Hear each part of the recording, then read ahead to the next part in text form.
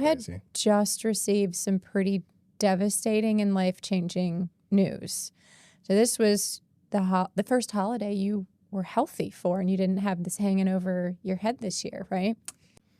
And I was coming out of twilight, and I remember the doctor, he said, we pulled a couple polyps, and one was kind of interesting. Shouldn't be a big deal.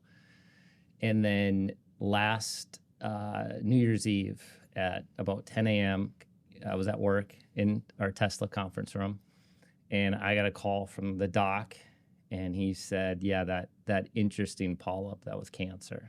So he said, you're gonna have to buckle up this year. He said, you're gonna have a tough start. What I remember doing, I remember walking out of the office, calling my wife.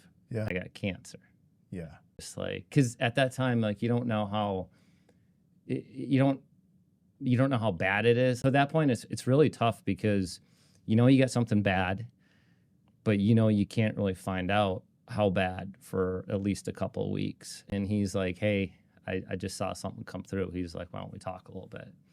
And then he kind of took me through, you're going to have to do surgery. And then based on the pathology of that'll stage it. And then that'll set into motion kind of what you're going to have to do this year. So it's not until after surgery where they know how bad it is. So for me, I was, I knew I had cancer and I knew it was in my body and I wanted it the heck out. So December 31st, I was diagnosed. So it was in the lymph node, which is not a good place for it because that's how it spreads around. And then February 17th, I think, 14th was a Friday, I think, 17th was my first day of chemo.